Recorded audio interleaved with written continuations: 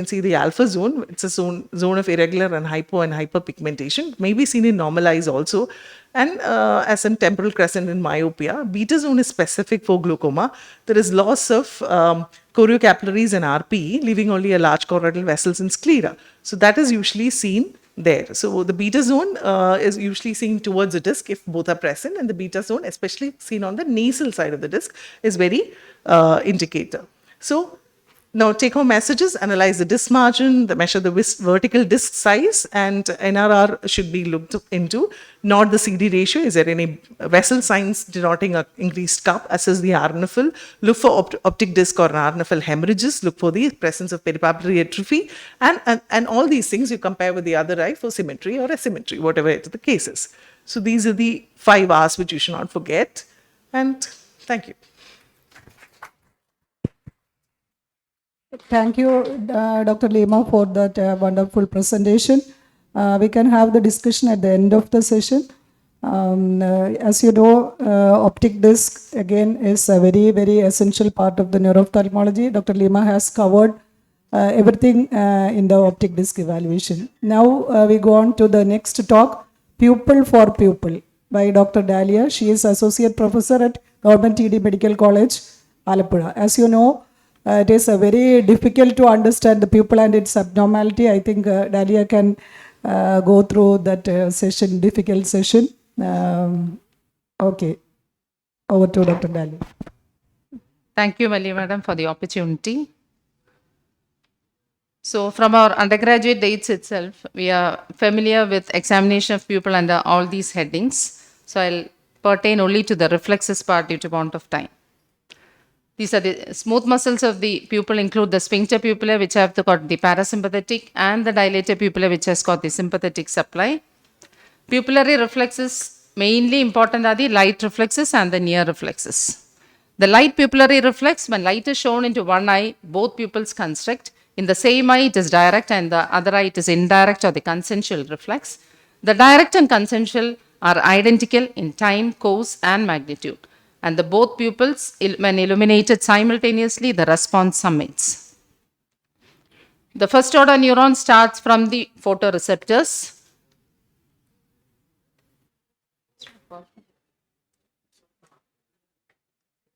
The first order neuron starts from the photoreceptors, then come to the pretectal nucleus, which is in the dorsal portion of the midbrain at the level of superior colliculus. Internuncial neurons go to the Edinger-Westphal nucleus on both sides. Here there is a crossing, and in the chiasma also there is crossing.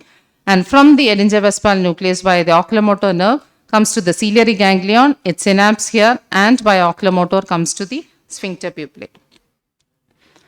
Near reflex is actually synkinesis than a true reflex. It is activated with gaze change from distance to the near. It includes both accommodation and the convergence reflex. The presence of visual acuity is not a prerequisite for near pupillary reflex, and the midbrain center for near reflex is more ventral than the pretectal nucleus, and that is the reason we get a light near dissociation. So we'll go to the pupillary reflex abnormalities, which include both afferent and efferent pathway defects. The afferent pathway defects include the total afferent pupillary defect or the relative afferent pupillary defect. Total afferent pupillary defect, otherwise called the amerotic pupil, it is caused by a total optic nerve lesion or a severe retinal lesion. And it is characterized by total loss of vision, that is no PL vision in the involved eye. The direct reflex in the affected eye and the consensual in the opposite eye is absent. That is, when the affected eye is stimulated, there will not be any reaction in both eyes. But when the normal eye is stimulated, you will have the reflex, the reaction in both the eyes. In diffuse illumination, both pupils are of equal size. That is, there is no anisocoria, and the near reflex will be normal in both eyes. In relative afferent pupillary defect, commonly called as the Marcus-Kahn pupil, it is a paradoxical response of pupil to light. The cause is an incomplete optic nerve lesion or severe retinal disease, which is demonstrated by the swinging flashlight test. Normally, the both pupils will equally contract when light is shown to the pupil, and the light shown pupil will tightly constrict. RAPD, when there is an RAPD, the affected pupil will dilate on transfer of light to it from the normal eye. You can see when this is normally, and this is dilating when light is transferred to the affected eye. And the eye with RAPD is called the Marcus conpupil. It is an earliest indication of optic nerve diseases even when the visual acuity is normal. This is grading of RAPD. Grade 1 is a weak initial constriction followed by greater dilatation. Grade 2, just an initial pupillary stall. When it immediately dilates, it is grade 3, and when there is no reaction to light, it is grade 4. Quantifying RAPD is by using neutral density filters of varying strengths. The principle is the neutral density filter will grade light intensity, degrade the light intensity in the normal eye, and this will simulate an afferent defect in that eye. And when this apparent defect in the normal eye balances the real afferent defect in the affected eye, the Marcus conpupil disappears. Swinging flashlight test is done to demonstrate RAPD, and neutral density filters of increasing strength are placed over the normal eye. And you repeat the swinging flashlight test. The end point is the Marcus conpupil disappears, and there is equal reaction in both eyes.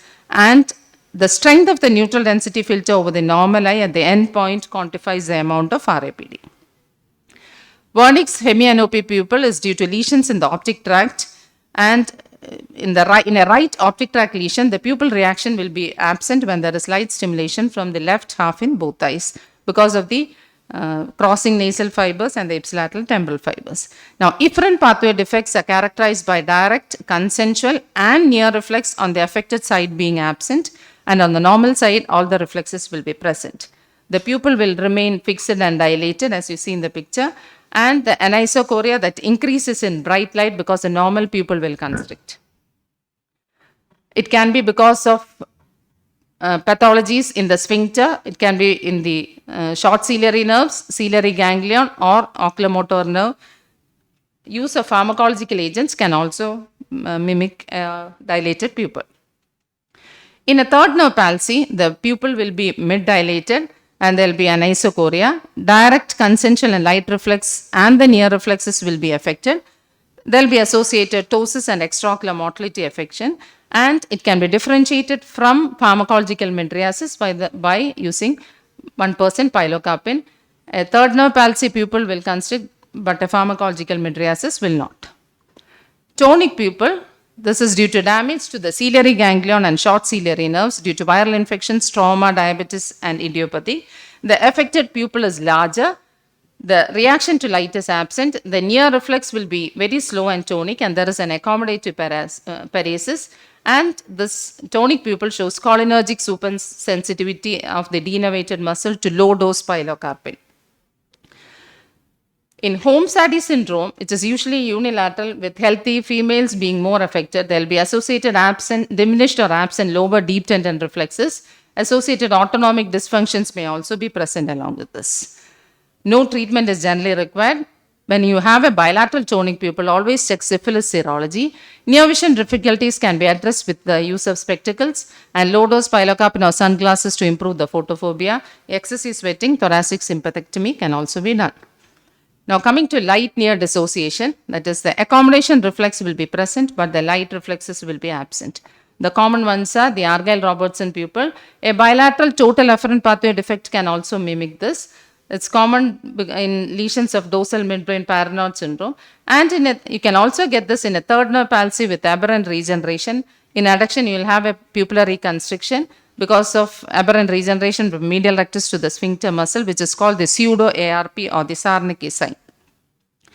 It's a bilateral myotic pupil, which is often irregular. The near reflex will be brisk and normal. Light reflexes are absent. The visual acuity will be normal. And in long-standing cases, iris atrophy and transillumination defects may be present. Now, coming to the sympathetic, so that finishes the parasympathetic pathway. Now, coming to the sympathetic supply, which starts from the first order neurons from the hypothalamus down to the ciliospinal center of the buds from CA to T2. From here, it passes along the thoracic sympathetic chain, along the apex of the lungs, it comes to the superior cervical ganglion, synapsia, and postganglionic fibers along the internal carotid plexus, cavernous sinus, where it then leaves and joins the ophthalmic division of the trigeminal nerve, the long ciliary nerves, and come to the dilator pupil. Few fibers also go to the Muller's muscle on both the lids. You also have pseudomotor fibers coming from the superior cervical ganglion to the glands of the face. And accordingly, you can have lesions central preganglionic or postganglionic. In Horner syndrome, which is oculosympathetic paresis, it is usually unilateral. There will be mild ptosis because of the weakness of the Muller's muscle, slight elevation of the lower eyelid because of the upside, it is called the upside down ptosis, miosis because of the unopposed action of the sphincter, anisocoria, which is more in the dim light. The pupillary light reflexes will be, and near reflexes will be normal. And in congenital cases and long-standing cases, you can have hypochromic heterochromia of the affected iris. And when there is a lesion below the superior cervical ganglion, reduced ipsilateral sweating of that side of the body also. Now, associated features with when there is central Horner's preganglionic, it can be a preganglionic, it can be a sign of lung malignancy also. Now, Horner's, the associated features, you can confirm the diagnosis with apraclonidine or cocaine, and 1% hydroxyamphetamine will help you to differentiate whether it is preganglionic or postganglionic. Now, Hutchison's pupil, which is very important, it is useful in assessing head injury. In stage 1, when there is an increased intracranial tension, the ipsilateral pupil constrict initially because of irritation, but the contralateral pupil will be normal. And as time passes and the intracranial tension rises, because of the parasympathetic paralysis, the ipsilateral pupil dilate and contralateral pupil starts constricting because of the irritation spreading onto the normal side. And in stage 3, because of parasympathetic paralysis, both the pupils will be dilating. So always avoid mydriatics in head injury as far as possible, as the pupil needs repeated assessment. In diabetes, the pupil can be of varying, can be constricted, tonic, sluggish reaction, and in usually the third nerve palsy is pupil sparing because of the ischemia sparing the pupillary fibers. So the take-home messages are: assessment of pupil helps a lot in the diagnosis of many ocular and neurological diseases. A careful examination of pupil for even subtle changes plays a key role in diagnosis, which even may be life-saving or vision-saving for your patient with early interventions possible. Thank you. Thank you, Dr. Dahlia, for that wonderful presentation. She made the pupil in a nutshell. So we can understand how the importance of examination of the pupil, sometimes it may be life-saving as in head injury. So avoid the last sentence written by Dr. Dahlia, avoid mydriatics if possible in all cases of head injury, because we can miss a Hutchinson's pupil. Okay, now we go on to our next speaker. She is Dr. Cinnamol, dancing eyes, basics on abnormal eye movements. As you know, nystagmus is a tough subject. I think she will make it very simple. Okay, over to Dr. Sinu. Good afternoon, all. Additional professor at Government Medical College, Thrissur. First of all, I thank Dr. Mallika and KSOS for this opportunity. My topic is instabilitas ocularum, the dancing eyes, nothing but nystagmus. Nystagmus is an involuntary, rapid, rhythmic, repetitive movement of the eye in horizontal, vertical direction, or maybe rotatory.